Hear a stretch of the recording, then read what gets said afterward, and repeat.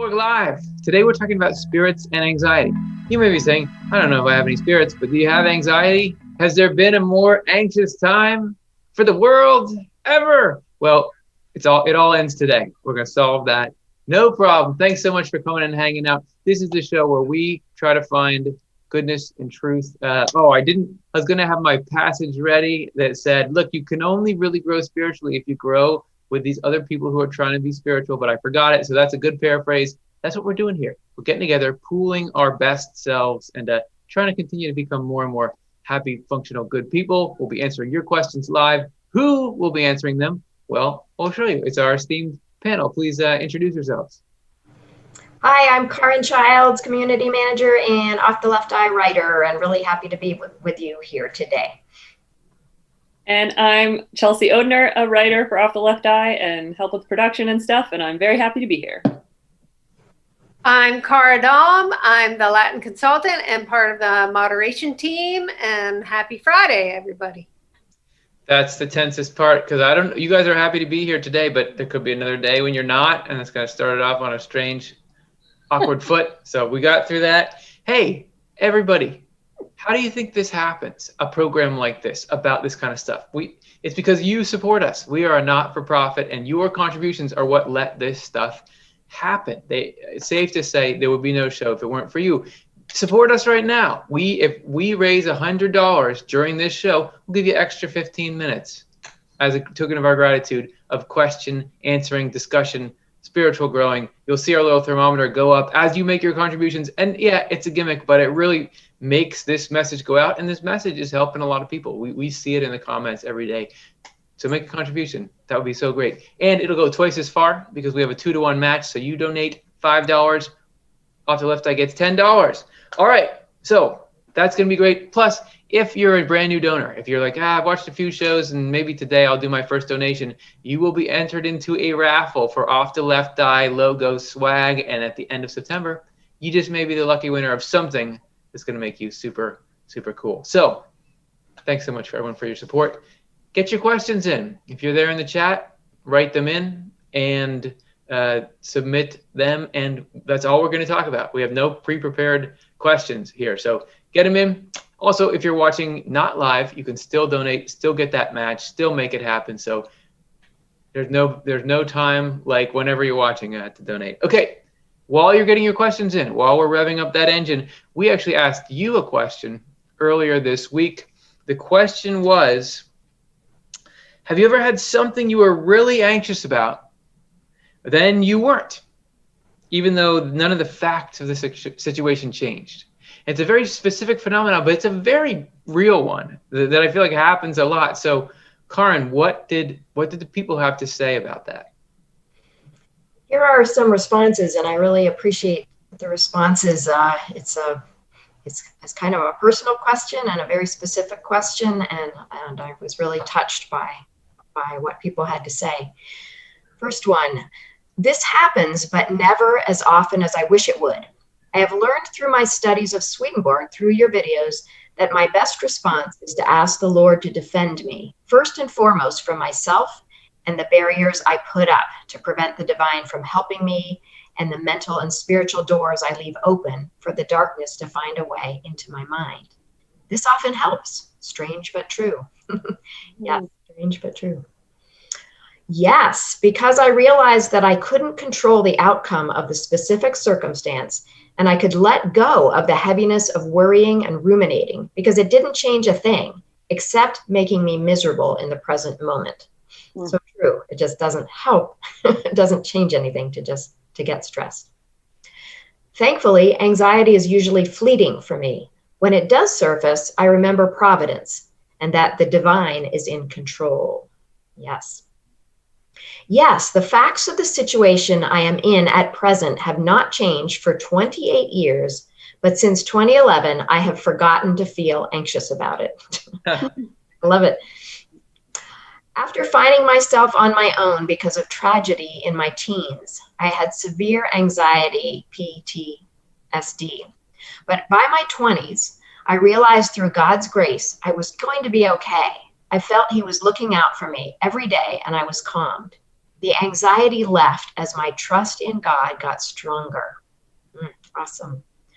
I get anxiety going out to the pub or club, and I put it down to bad experiences, fighting and falling on my face, etc. I am not the best drunk.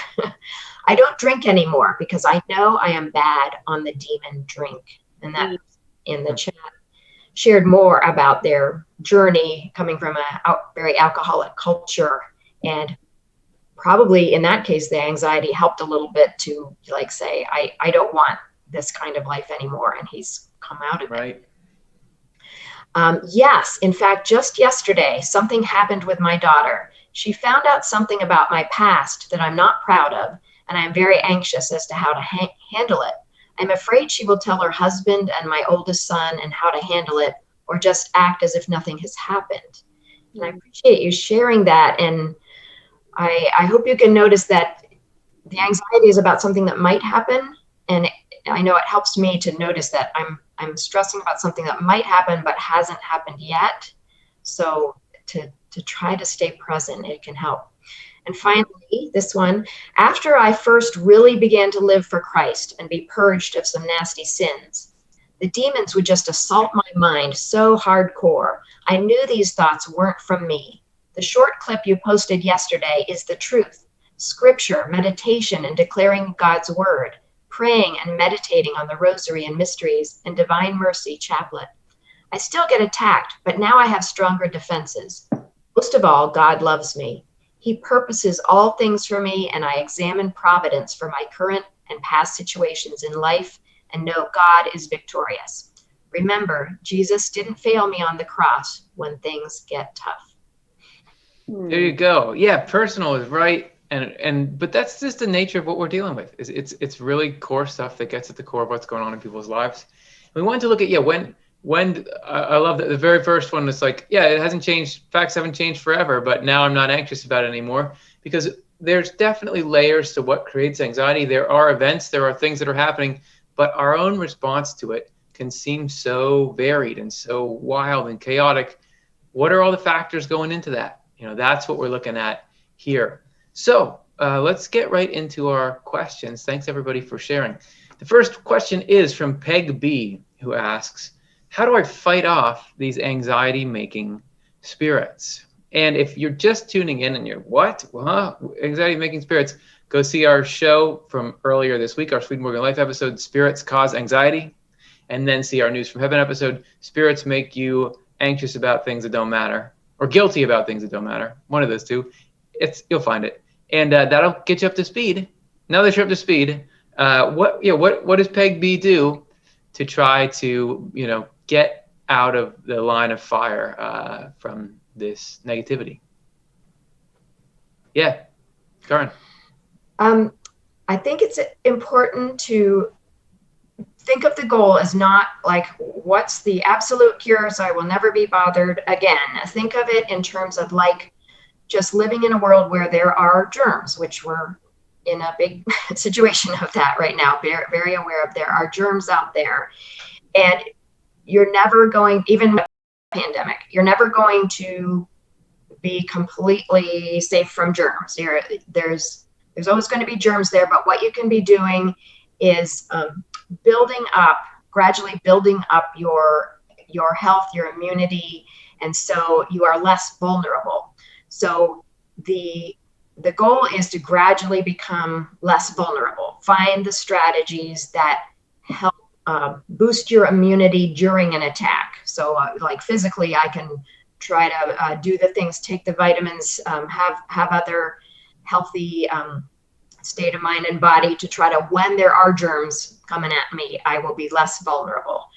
And so maybe I will get sick, but maybe I'll get less sick, or, but it's just about getting less vulnerable. So there are many strategies. The short clip that was posted this week was Curtis talking about building up principles in your mind. Like Swedenborg says, calls it the word, but that can apply to any just true principles from your religious faith or your life philosophy that you can talk back to these spirits when the anxious thoughts come, like, oh, what if you can, what if this happens, what if that happens, you can say to yourself, God is in charge, God is taking care of me. So some kind of principle like that can make you less vulnerable. You'll still feel it, you'll still feel the stress trying to get you, but you can be less vulnerable. It can be less apt to drown you. And that's what I find over the years, that the anxiety will come, but I feel like it doesn't drown me the way it used to. I can just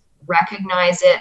I think this awareness, like, okay, like Curtis was talking about in the show this week, think of it like a flood, think of it like a weather system, think of it like just bullies attacking.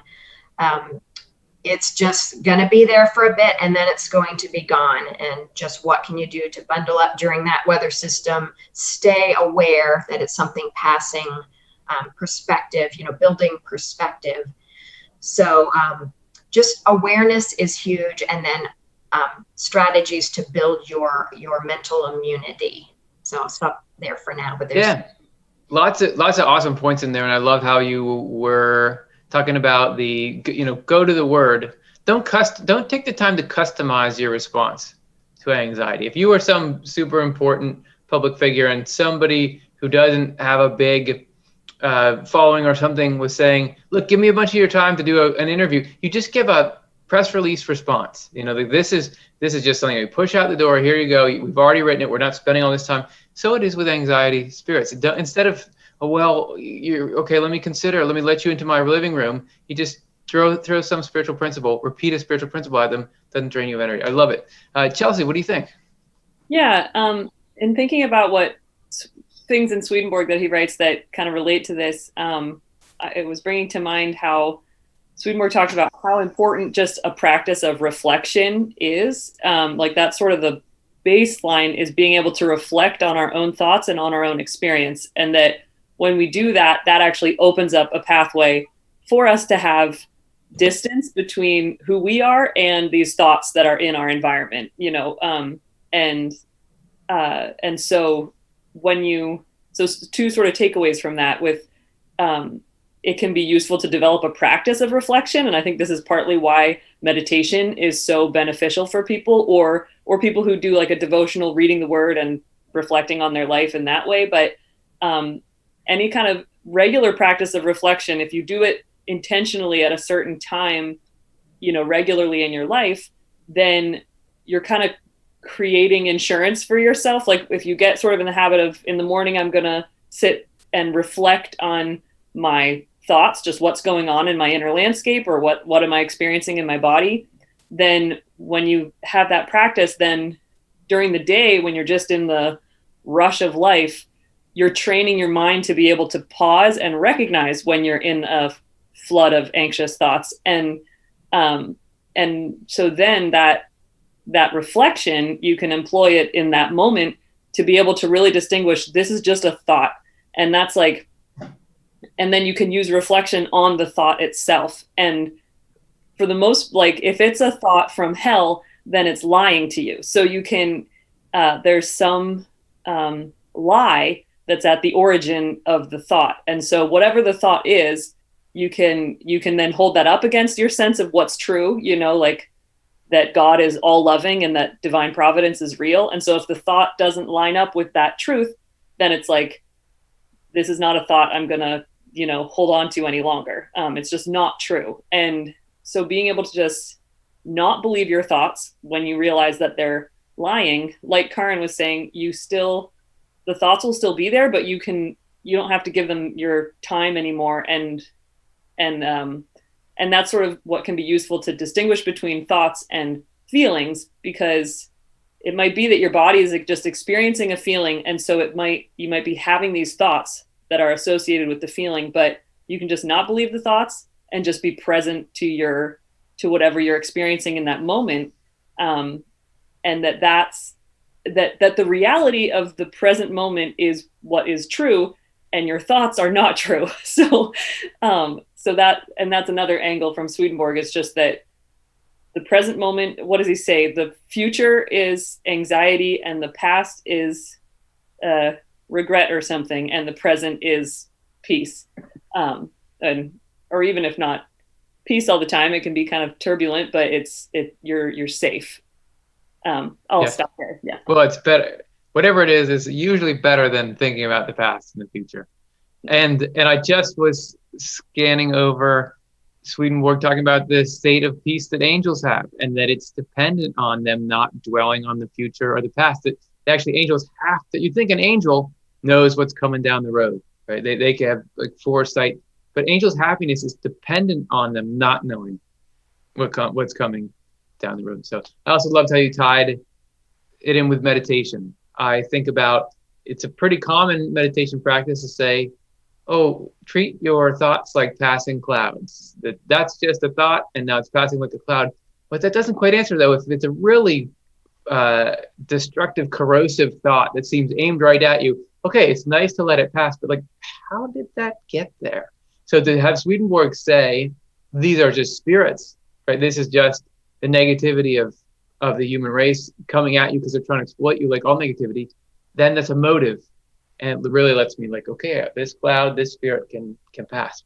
Cara, I'd love to hear your thoughts. Yeah, mine were sort of along the lines of Chelsea's. A word or a phrase that helps me think about it is that to not identify with those thoughts, to just, that's not me. That's something outside of me. So working on the separation, which is what she was saying in different words. And it may be that what you're anxious about is actually, something of concern, some danger or threat in your life. But there's still a difference between the facts of the circumstance and then the stirring up of the upset about it. So just trying to separate from the upset about it, even if the facts are, there and concerning. And another thing about being in the present is to do something useful. I just broke myself unknowingly. I broke myself of a long stretch of just super stuck depression by working really hard to move a couple of people. And it really just flipped a switch, and it changed something for me. So doing something useful of any degree is a great way to be present enough that the evil dudes can't get in there with their worries. So that's right. The invulnerable state of caring for somebody else. That's great. Thanks so much, everybody, for your input there. Peg B, hope that is some useful material for you. Hey, we're a quarter of the way through the show, but we aren't yet a quarter of the way to our $100 goal. If you want us to keep going, that's what it's like. That's what a 15 minutes with us is like. You want to do it again? Donate. And really, it's not for that. It's for making this programming possible. Go to otle.causebox.com, or they're watching live or they're watching afterwards. Thanks to everyone who has supported. Okay, let's do question number 2. This is from Mrs. Dawn, who asks, did Swedenborg believe all people go to heaven except those who find hell heaven, causing there to actually be no hell of suffering? Fascinating. So is everybody just equally blissed out? What is it? Is it equifinality? What happens with heaven and hell? Let's go reverse. I'll start with Cara this time. Swedenborg says that we were all created for heaven, but the Lord built into that system this thing about our spiritual freedom, so that we, in order to be genuine, we have to be able to choose it ourselves. So that's why we're allowed to choose not heaven. I think Swedenborg does describe hell as having some uncomfortable times and places, but it is preferable to the people there than the sphere of mutual love and love to God and taking care of everybody and loving everybody. So I don't think he describes a suffer-free place, but it's definitely a place that's a choice. Like, oh yeah, oh no, this is home. That is not home. Kind of an idea. Right. right? No, it's a good distinction. And yeah, that's sort of, it's not torture like the traditional Christian conception, but it's not just, oh, it's all, everyone's the same amount of happy. There's inherently some issues with loving the kind of stuff that puts you in hell. Karin, do you want to weigh in? Yeah, I agree with that.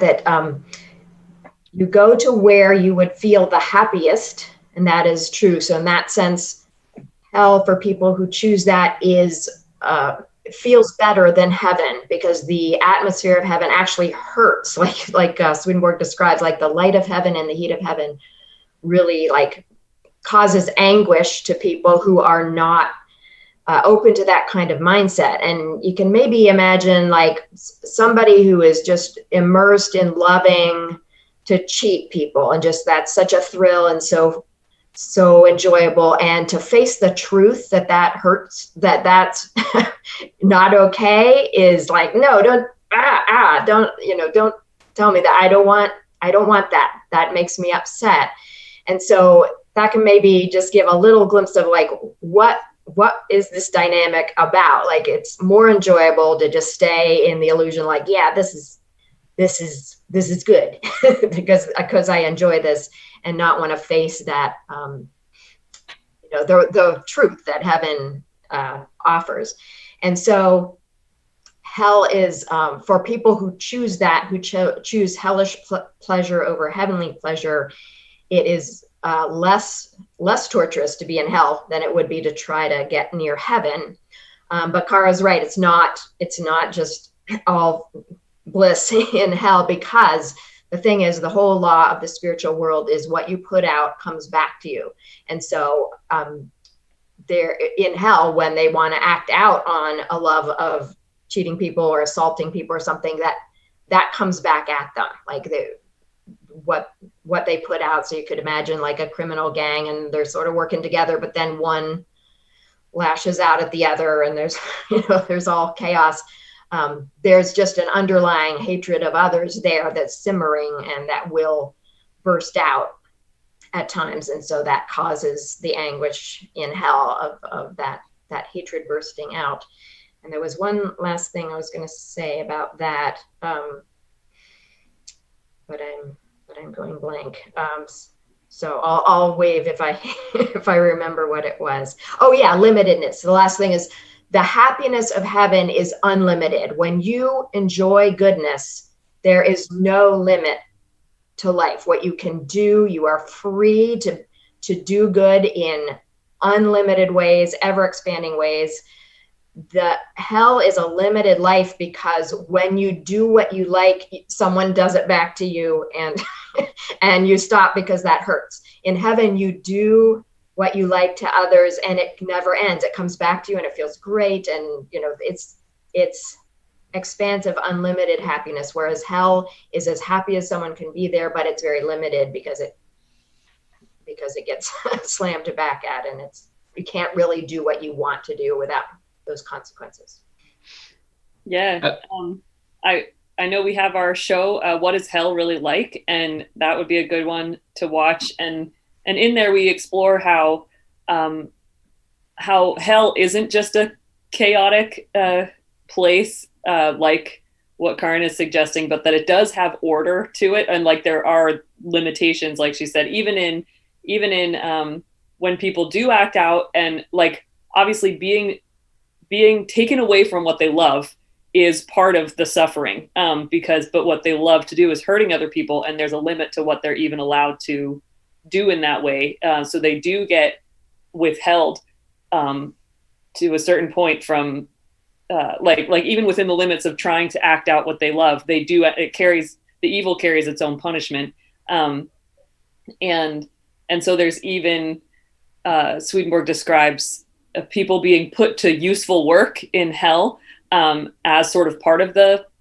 retributive process of them acting out in certain ways. And that then, but they, even though that is actually good for them, they are suffering when they're being put to be useful in the community, even in hell.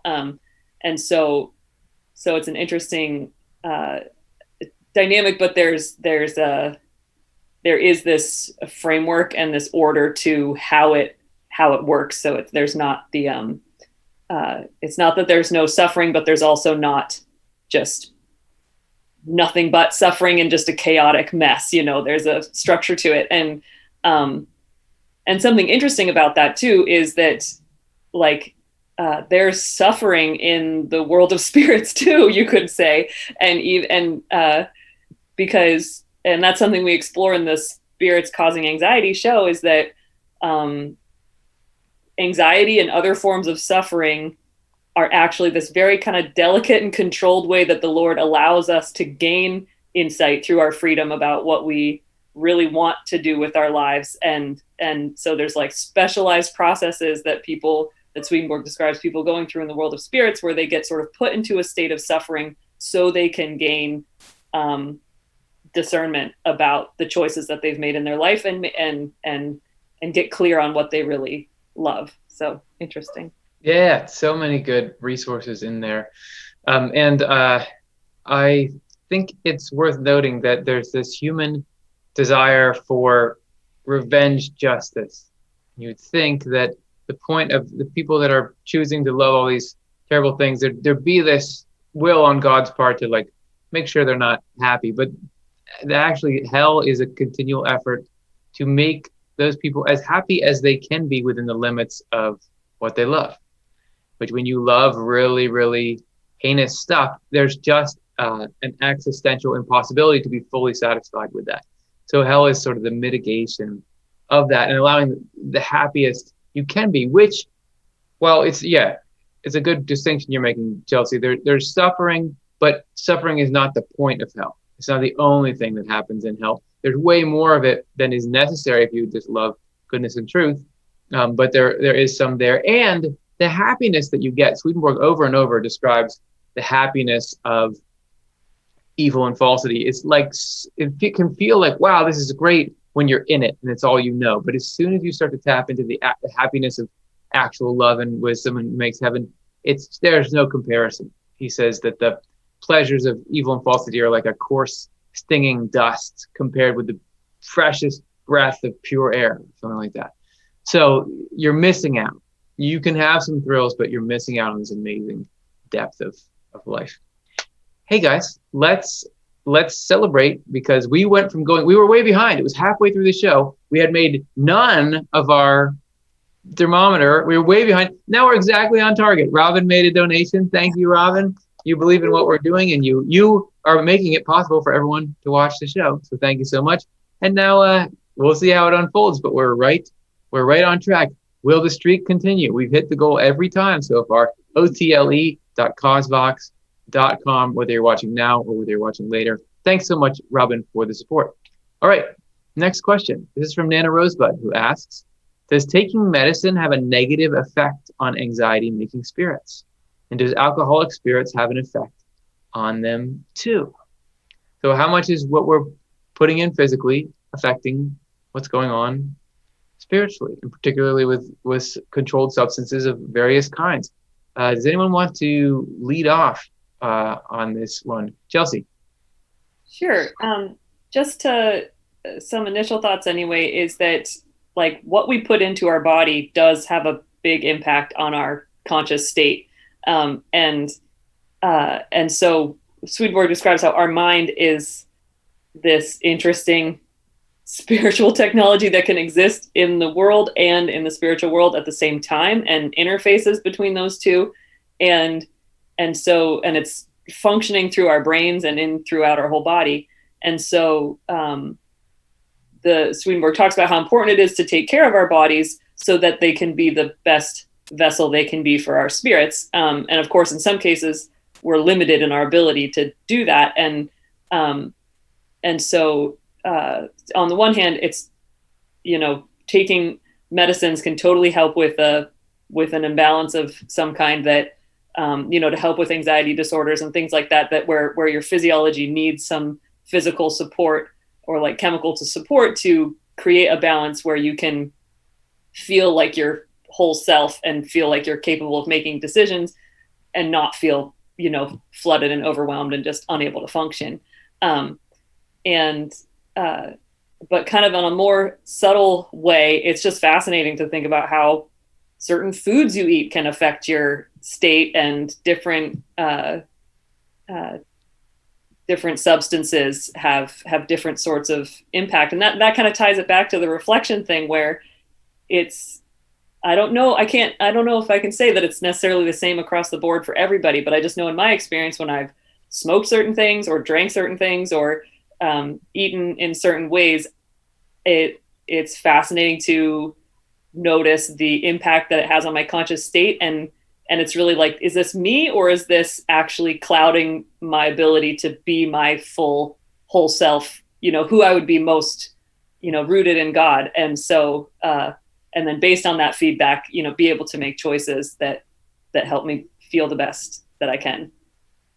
That's great, succinct way to put it, and certainly something we can try to emulate. I love the idea of getting rooted in God, and that it just sounds like strong and vibrant. So yeah, Karin, what do you think? Yeah, I like what Chelsea was saying about how the goal is to try to, how can you help your body be the best possible vehicle to let your mind, your healthier mind come through. And I'm thinking of things that Jerry Marzinski has said on our program about how he was working with schizophrenics, and there were times where medications that would just tone down the symptoms enough so that the person had a chance to rationally reflect on things and then do the inner work, because it always has to be a combination. Like a physical treatment can never do the whole thing to change our minds. We have to also be doing our inner work, our spiritual growth work. But sometimes there's something physical going on that is just making it so we can't even think. And so there are times where a medication could calm down symptoms enough so that you have a chance to rationally engage in your spiritual growth work. So like Chelsea was saying, it's something that's very different for everybody, and it should be a very personal choice to reflect on, is this something that's helping me think better and be able to do my inner work better, or not, or is it inhibiting it? This Anana asked about alcoholic spirits.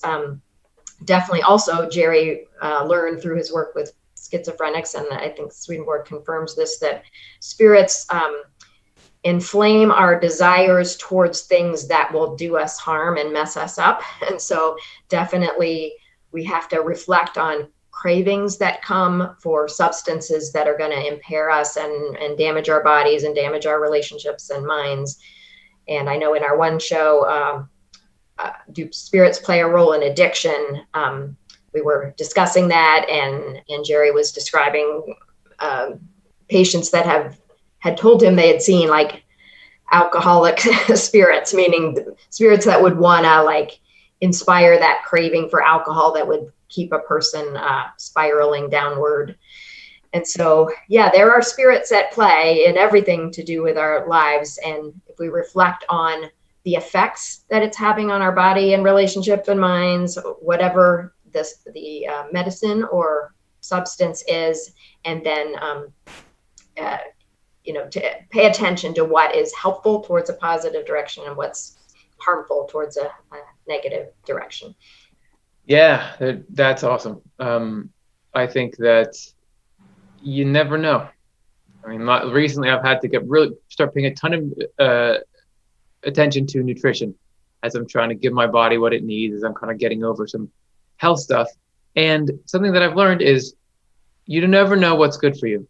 You can't hold something out and say, this is good for everyone, because it depends what the state of your body is. Something that is on the list of the healthiest foods, if you're in a particular condition, is not good for you. So what I would take away from that is, there's general principles, but also don't stress about it. For example, when it says, does taking medicine have a negative effect?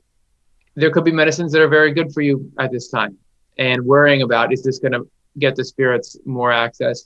I think in general, don't worry about it. But also, I was just thinking about the butter spirits. Swedenborg talks about spirits who are inspiring him to want butter. So we don't quite have him commenting directly on alcohol, but if they can make you want butter, there's that kind of influence. So Chelsea, did you want to say something about the butter spirits? Just that if I'm remembering correctly, it wasn't just spirits. It was like the heavenly angels were wanting him to eat the butter. Well, makes sense, right? Yeah, that's a very good correspondence. Hey, and you know what? So butter, right? Heavenly angels want you to eat butter. Good correspondence. For me, as I'm trying to fix my acid reflux, I can't eat a bunch of fats and probably not a bunch of dairy if there's that. So it depends. Doesn't matter what the angels want. It depends on what's right for you. Hey, guess what? Thank you to DJ. DJ made a contribution.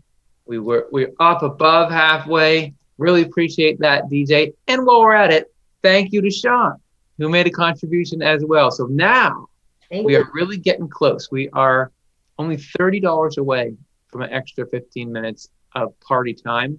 Let's see if we get there. Go to otle.causevox.com. You could be the one that pushes us up over the top. If you haven't donated before, remember, you get put into the raffle. And the raffle, if you win, will totally change your life by giving you a nice piece of OTLE swag.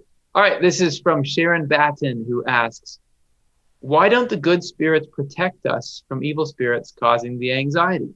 Why are we sitting here having to do a whole show to figure out how to mitigate this stuff and protect ourselves when we don't even know how spirits operate? We're guessing and reading old books. How about the other people who are already spirits step in there, the spiritual firefighters or police or something?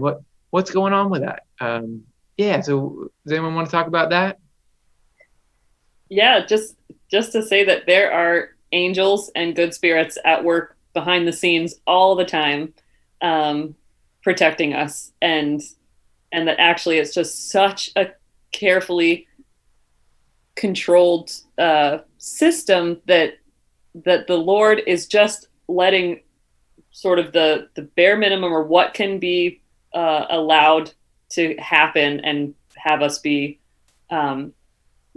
experience in our minds that can serve our ultimate spiritual welfare. And that can be tough to swallow, because we go through experiences in our life that really do overwhelm us and can feel like we get totally run down and lose all sense of control. Or there's people who get to the point where they lose their own lives through mental anguish and stuff. And yet the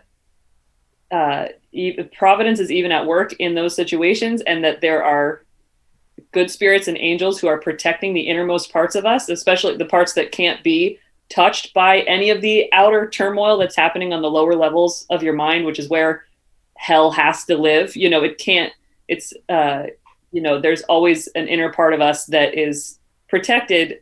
And if we are choosing that part, then that's the truest part of ourselves, no matter what goes on the outer, further out parts. And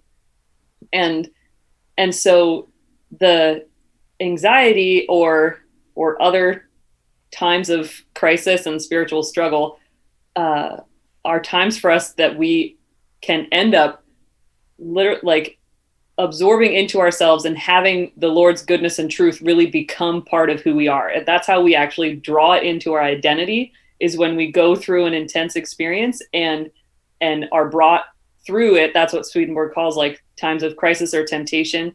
That's the mechanism for us to be able to put our trust in the Lord, let go of our own self-will and choose the Lord's will. And then that is how we slowly get turned into an angel, into a real human being. That is what Swedenborg calls it. And that inner transformation just amazingly requires these times of struggle. And we talk about that in our show, Regeneration, and how radical love is born. And we make the analogy with pregnancy and birth, and that labor, has these intense contractions that can feel very anxiety producing and distressing, and even getting to the points of despair, but that actually brings us to a point of surrender where we can actually be given life from the Lord, when before we maybe didn't want to admit to it, but we were pushing the Lord out because we wanted to have it all ourselves and we're okay, thanks, So anyway, we actually end up net positive. You can actually end up better after these struggles. So, I mean, one answer to why are these evil spirits allowed to harass us, sometimes it's because it's done in a careful enough dosage that it does improve us spiritually through a complex process. And I liked how you were pointing out in the very beginning, there are good spirits and angels doing a lot of protecting. Think about it like the immune system. You say, why is I got a cold? Why didn't my immune system stop it? There's a lot of stuff it stopped that you never noticed from coming in. Hey, I just want to say, Randy donated. Thank you so much, Randy. And back, this is happening fast and furious. Because I was going to say, like, oh, we're at 95, we're almost there. But then suddenly we got 3 new donations from Jonathan, from Rochelle, and from Linda. wow. Thank all of you so much. And now we're at 230. We're way, way above where we needed to go. So in light of that, we are going to do another 15 minutes. I feel like I should ring a bell or something. And that's the least we can do. Thank you so much I know that resources are tough to come by. So thank you so much for putting them into what we're doing. We won't let you down. It's going to be a good 15 minutes. In the meantime, let's continue our conversation about this. Karen. Yeah, you brought up but what Chelsea is saying is us not realizing the good that is being done during times of struggle, and also that it's only our outermost self that is going through that. We have all these layers of inner self that are actually above that and are doing great through this all. But Curtis, you brought up the immune system, and I was going to point out that analogy too, that we can, our immune system is working constantly. And if we get sick and feel bad, we can say, why wasn't our immune system working? Well, it was working all the time, just like spirits and angels are working. Good spirits and angels are working all the time to protect us and help us and guide us and take care of us. Hey, can I just say something? When we do get sick, it's not like the immune system is then gone. I mean, often what we feel from the sickness is the immune system fighting the infection. And the reason we get better is because the immune system's working. So the immune system's around, even if it couldn't stop us from any distress. Yes, exactly. And we can learn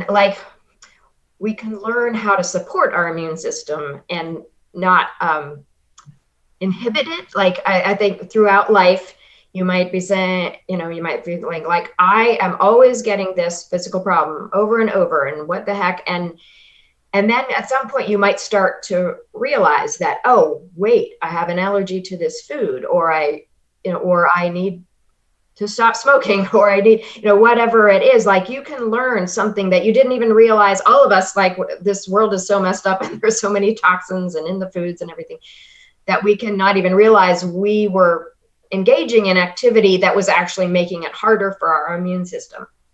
And so I think during life we can, and then you can learn how to stop that activity that was overburdening the immune system and support it in a different way. And then you might get less suffering over time, and I do feel like it's the same way with anxiety. Like, I can just think of earlier in life where I would just get way longer, like, bouts of being so upset and so stressed out. And now I can look back and realize I was jumping in to a way of thinking and like feeding and fueling that was making it way harder for the angels to get through, or the good spirits to get through. And through the years, I've learned better ways to just get a little more objective, like we were talking about in our first question tonight.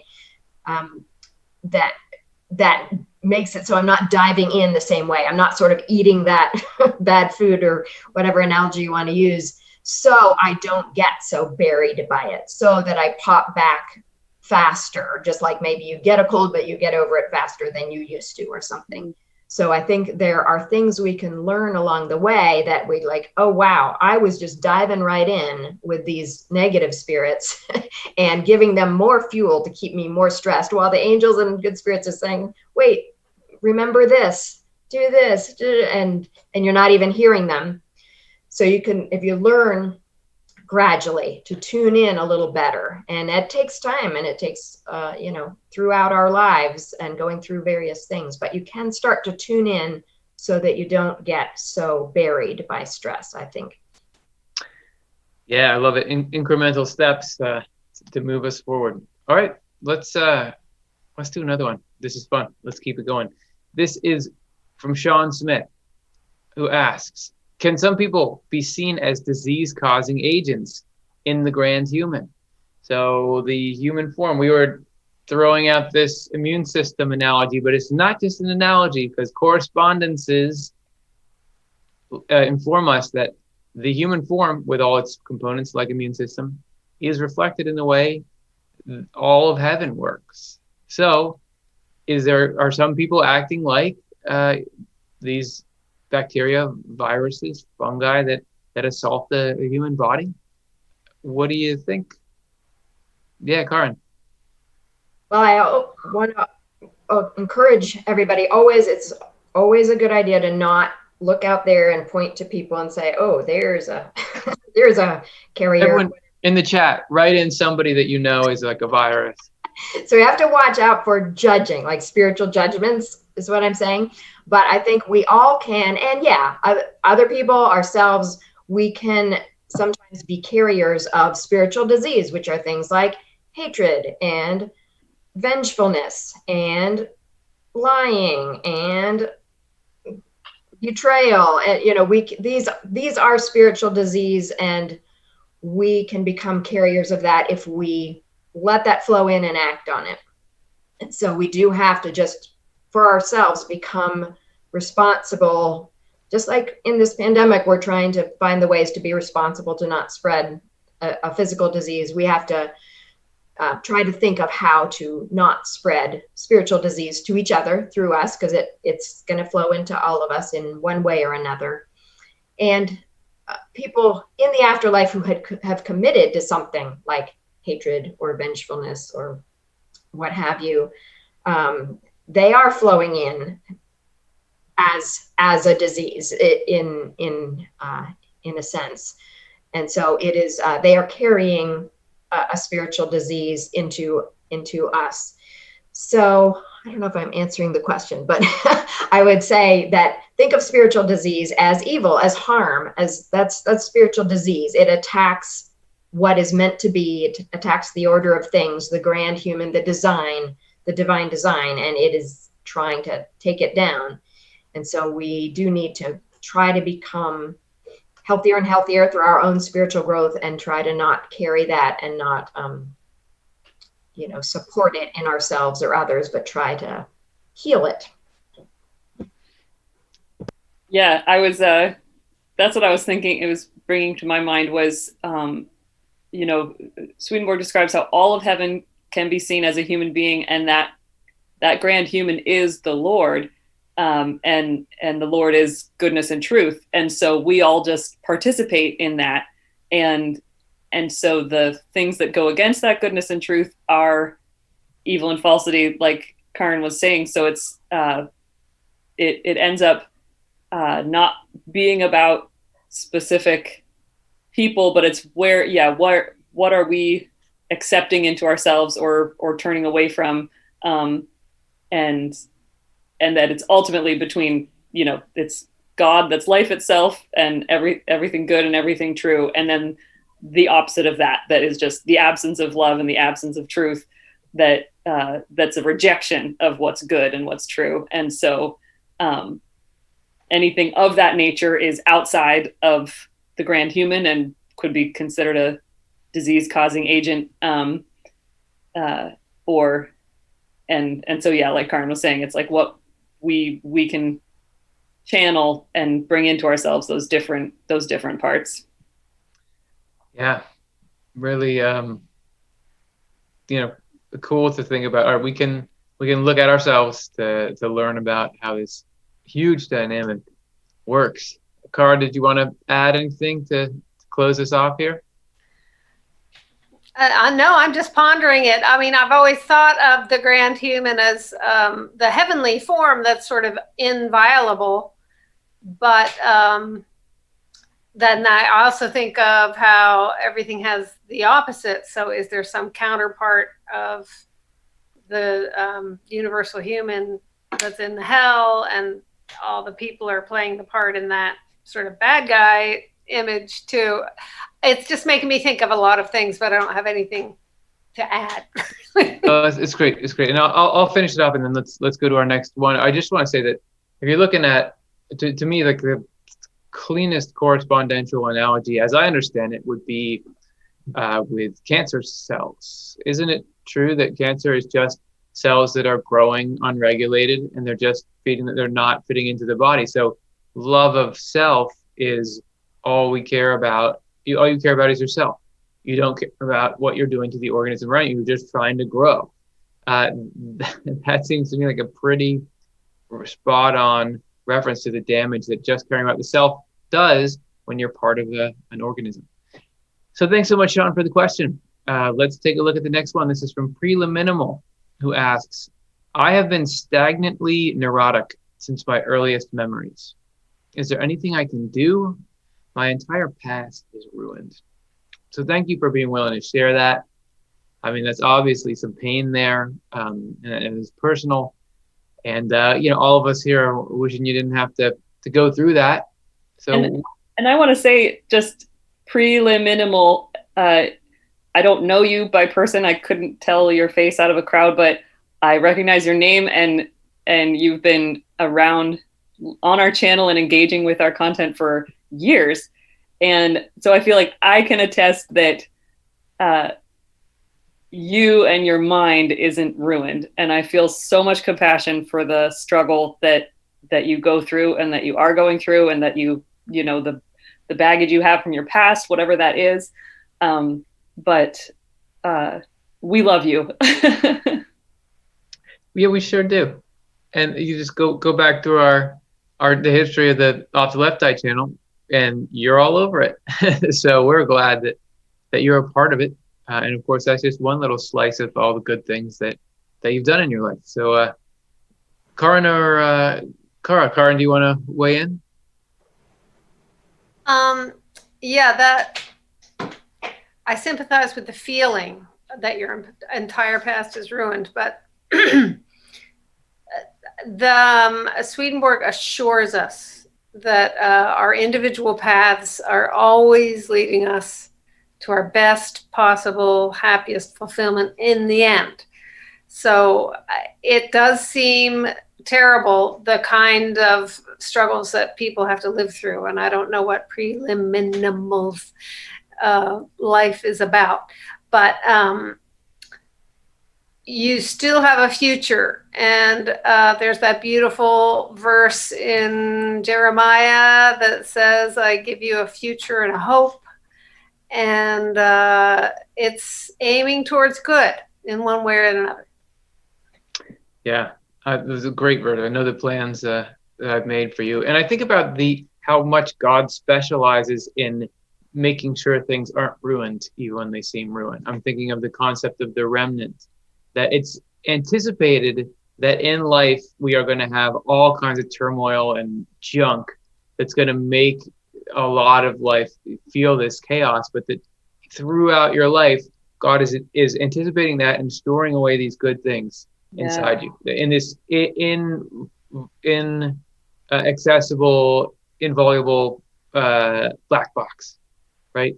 That is going to be there no matter what, and that's part of the orderly progression. And then when it's time, God opens that up and pulls those things back out. And so I just think that nothing's ruined, carried toward happier things, no matter the appearance of the means, is how one translation quotes it. So you can't be dug into a hole so deep that God actually wasn't saying, look, there's freedom right through the bottom here. You didn't realize, but we're getting out that one. Karin, do you want to weigh in? Yeah, I agree that, don't accept that as truth, that your entire past is ruined. I would say that's a false message from hell. And believe that, yeah, there was a lot of goodness that the Lord was storing up in your life. And no matter what happened externally in your life or in your external mind, and I get that we can inherit or get from past trauma patterns in the mind that are problematic. And maybe that's not something everyone can overcome in this life, but that is not who you are. That's an external thing. And the present, if you do feel like the past was problematic, know that right now, every moment is a new beginning. Right now, whatever was good in your past that you didn't realize is there with you, and the Lord's using that. But right now, you are going forward. There's the present and there's the future. So don't dwell on the past. I feel like from what I've heard of the method of cognitive therapy, it's a really good way to really look at your assumptions and learn to question them and reframe them. And so there may be some things that happened in the past that maybe you have beliefs about that could be seen a different way.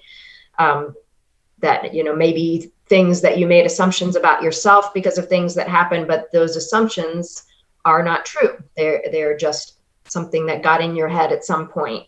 And so I would say, believe that you can reprogram your mind. Maybe see our show, how the lies evil spirits tell us, in this It's a Lie program that one of our guests talked about. You can have, when that thought comes in, my past is ruined, you could say, well, that's a lie. Let me think about that a different way. And that's not easy, but it can be done. Our guest Sherry talked about it being like reprogramming a computer. You can decide to not believe that, and after a while it's not an effort anymore if you stick at just deciding, I'm not going to believe that thought anymore, or that assumption.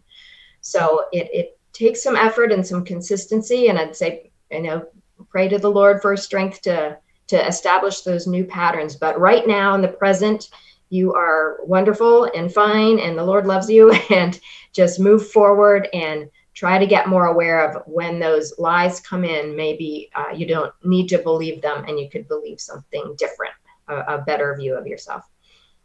Yeah, and something that makes me think of is just the idea that I think Swedenborg does talk about, like, our memories being able to be transformed. The way we remember our lives can actually change. And so it really is this process of rewriting our own story, and that how we hold the things can, like what's happened in our lives, we can rewrite that story. The Lord gives us that freedom, and that's that possibility of change, is like completely hold your story in a new way. And I feel like that it makes me think of the Bible, because not only, you can dip into any of the books of the prophets and you're going to get very familiar with a group of people who were suffering horribly, and that suffering reflects what we go through in our lives. And yet the Lord and what we can do with the Lord is rewrite those stories so that they are leading to this magnificent, ending, and that the city being demolished and the destruction and all of that suffering is leading toward a renewal that is, it's like the metamorphosis of a butterfly. It's just something completely different than what came before. And one other angle on that I thought of with what Karin was saying was that your words of saying, I've been stagnantly neurotic since my earliest memories. And there's like, that can be the truth. And then it's actually like a Buddhist idea, but then you shoot the second arrow, and that you're wrong and bad that's been true in your life. That's a lot of the time where the suffering comes in, is we might be able to acknowledge this is just the cards on the table, the hand I was dealt in life, but then we make ourselves bad and wrong and shamed. We take responsibility for it. Like it's all our fault. And that second arrow is hell, and it's optional. Like the Lord wants to free us from that so that we can know, okay, this was my life, but how can I love myself in this, and connect to God's love for me, no matter what my behaviors were. Like love, the Lord loves us more than we can love ourselves, and certainly more than we were ever capable of loving ourselves in our past. Yeah, can I just give a quick example in an interview I heard of someone going through cognitive therapy? It was a woman who she had been raped when she was 13 when she was walking to the train station, and she telling the story to her therapist is, I was raped because I was walking by myself to the train, which I wasn't supposed to do. And the therapist led her to say, now wait, because that's why you were raped? Is that true? And because that had been plaguing that woman, adding to the trauma of being raped, she made herself guilty. And so her counselor was able to lead her to a whole different way of framing that story. I was raped because some guy decided to do it. I don't know why, but it wasn't my fault. So it was just a very transforming thing, rewriting the story that she had made in her head about what had happened. So there you go. Hope you're feeling the love, prelim minimal. It's real. And thank you for being willing to share that, because I think there's a lot of people going through stuff, and that opens up the discussion for all of us. I want to say thank you. This is Bojan, who donated. So now we're up to 255 today. So thank you so much, everyone. That is, I can't do the math, but it's something like $510 towards Off the Left Eye with our 2-to-1 match. So let's keep going. We're now into our bonus round. This is the round you all bought with your support. This is Biomed EE, who asks, since it was difficult in Swedenborg's day to study some subjects, what or where were Swedenborg's sources for study in anatomy and physiology? Swedenborg, we're talking about how the immune system and the human body is linked to spirituality. Well, one of the reasons why Swedenborg could get so deep into that is because he had extensively studied the human body. But how did he do it? Does anybody know? Cara, do you have any idea where that all came from? I really am not good in this category of knowing Swedenborg's actual history. I wish Jonathan was here for this part. Right. Somebody else? I don't know. Yeah, I was going to say Jonathan would know the answer to this, but I just vaguely know that Swedenborg was very interested in anatomy and whatever was possible in his day, as far as, you'd have the cadavers and you'd open them and you'd look at what's in the body and study. He did everything possible. So he was right in there in what was the most cutting edge possibilities in his time of opening up and studying the human body. And he was super interested in that. And I think from that study, that was huge in his preparation for being able to understand a lot about spiritual structure based on the human body. So I don't know exactly what avenues, but I just know whatever there was going on there of places where people were actually studying the body, he was there. He did start attending the University of Uppsala, I believe, at a very young age. So if you go, who is it? Biomed EE. If you go Google, the curriculum at the University of Uppsala in 1700 or something, you might find out what he was, what he had access to. Yeah, and I think that he did go to college very young. I do know that was more normal, that like what we called, it was sort of the equivalent of our high school, what they called university, and he like got a degree and I think was like done with that by the time he was 18 or maybe less or something. But he did, and then it was like people would go and apprentice other people who were in the field, and it was that century, the 18th century, when people were doing cadaver dissections, like the medical field and the understanding of anatomy and physiology was totally expanding in that time. And so he did travel around Europe. So he lived in Sweden, but he went all over Europe to go study with the foremost people in their fields and learn alongside people. So I think that is what he did for anatomy and physiology. And he was very well connected with the nobility in Sweden, and so he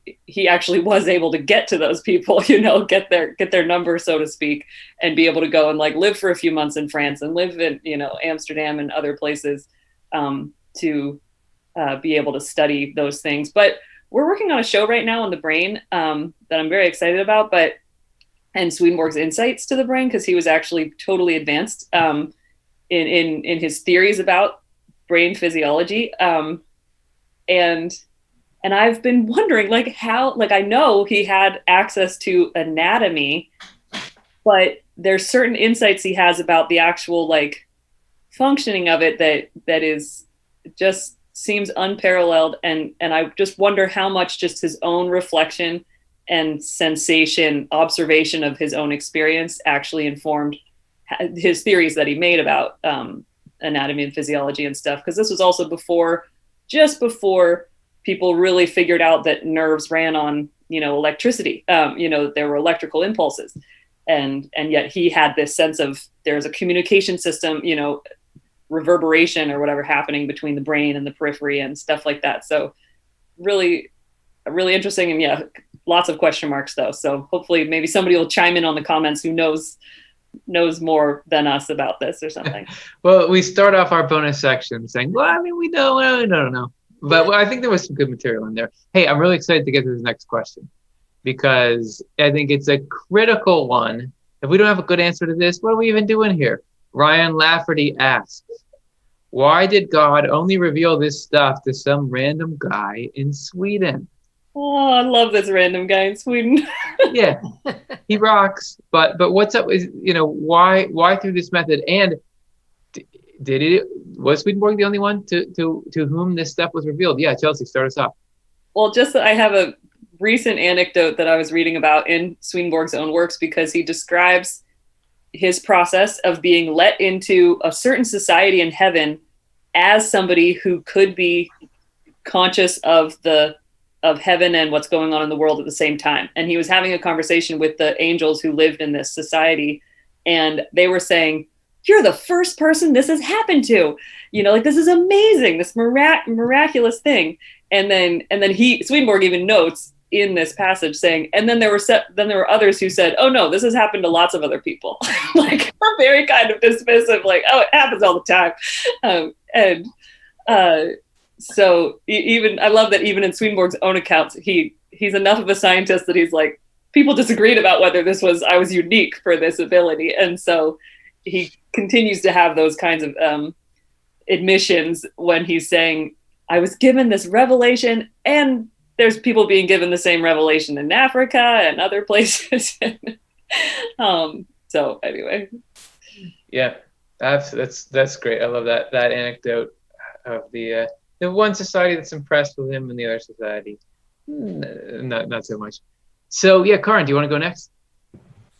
Yeah, it's an interesting two sides of it, that, like Chelsea was saying, he is really not the only one that this kind of information has been revealed to. In our show, The World of Spirits, I was remembering quoting a book from a man named Sadhu Sundar Singh, who I think was from India, that had remarkably similar revelations through visions about, like, the world of spirits between heaven and hell, and just different things that were very similar. And like Chelsea mentioned, Swedenborg describes a revelation going on in some country in Africa at the same time.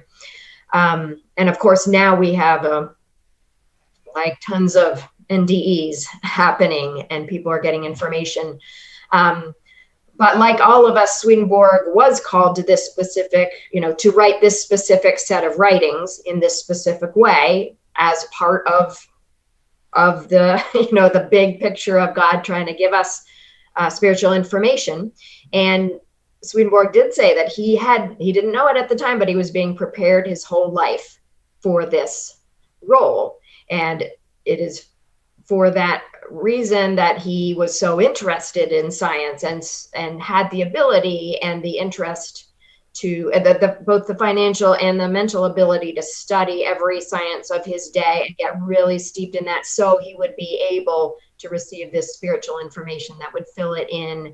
And I think it's also in providence that he was able to, for part of his life to not have to earn a living. He was financially set so that he could spend his money on these books that weren't selling yet. And there's a lot of providence that was going on in there. But I think why he was chosen was his interest. He had both a strong interest in religion and science. And that's what this particular revelation needed, a person who was very interested and able in both kinds of things, to try to bring these two things together. But as we said, there are also other people receiving similar information. So Swedenborg's playing this particular role and sharing it in this particular way that we think is very valuable. But he's really not the only person. Love it. Well, Yeah. one other little angle that is coming to me about that is that he was a random guy in Sweden, but at a time when Europe was very interconnected. And like I said, he was traveling to Europe and England, and his specific revelation was sort of really going to the heart of what was Christianity. And so it kind of was, and Sweden at the time, there was the Church of Sweden, which was the Lutheran, and he had connections in England where you had the Anglican Church, and he was connected with the theologians in Germany and other places. And so this, where sort of the hub of Western Christianity of that day, which was at its inner end, according to Swedenborg, like it had completely fallen away from love at its core with the doctrines that it was teaching, and so that he was kind of not just this random guy in Sweden so much as somebody who was just connected enough to be able to be familiar with that Christian doctrine and write a reframing of it and be able to really go head to head with the doctrines of the times and the practices of the times and stuff, to be able to be offering what he calls true Christianity, this doctrine of the new church, which really does go beyond Christianity. And yet it was really important, like part of the purpose of Swedenborg's work through, the Lord's purpose for him was to address the issues that were going on in Christianity specifically. And so then, and then it could expand out from there. So that, in that way, his sort of geographic location and everything was sort of right for the times. Yes, and because he was also a scientist, he could bring rationality. It was a time where it was time for spirituality and religion to be offered to the rational mind.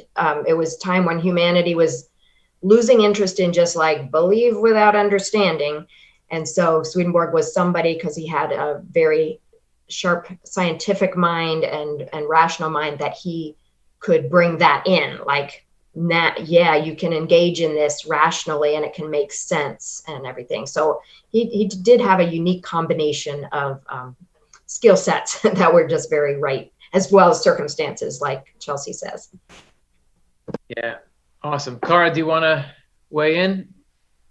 My only thought is, in the Judeo-Christian world, I guess Moses was just some random guy in a desert, and Joseph and Mary was some random young kids in Bethlehem, and Isaiah and all those people were pretty random people. And who knows what our, what our calling and our individual life with the Lord's bidding is going to be. It's just interesting to contemplate. I love that. All these great random people. So I'll close off by saying everything has a purpose, a means, and a result. So the Swedenborg phenomenon, we know what the results have been to this point. This very show that we're doing is one of the results that came out of Swedenborg getting these spiritual experiences. We can't really know the purpose. I mean, that's in the Lord, and maybe someday we'll understand it, who knows, but we do know Swedenborg is the means, right? He is how this came about. So I don't think Swedenborg was the only one this stuff was revealed to. there's elements of what he describes all over the place. Buddhism has huge currents of what he's talking about. Christianity, as you guys mentioned, a few other examples. I do think Swedenborg is the greatest single collection of spiritual wisdom anywhere, and there's a lot of stuff in there you can't find anywhere else. So why him in particular? Well, like what was Swedenborg? He was a phenomenological recording machine. You talk about him figuring out stuff about anatomy. He was very used to looking at something, studying it, cataloging it in an organized way, writing like a maniac and publishing and getting it out. Like he was built for that. His whole career was leading him up to that. So what's the results? Well, when he hits this spiritual revelation for 30 years or whatever, if it happened to any of us, it would have been great, but would we have come away with these clear, systematic books that then people hundreds of years later could still be making hay with? I think that it's because he could leave a record of this in this particular way that God is trying to do something, and he's not the only iron God's got in the fire, but it's pretty potent. It's a pretty hot one. So there's a couple of other thoughts about Sweden, the random dude from Sweden, and what he's doing. But I love that question. As I said, that we have to be able to examine that kind of stuff. So we're not all just here saying, yeah, great, Swedenborg. Yeah, embrace that it's weird, but see if you find something that rings true for you. And if it was up to me, we'd talk about it forever, but we got to go. Guys, this is the end of the show. It's 4:16 where we are, wherever you are.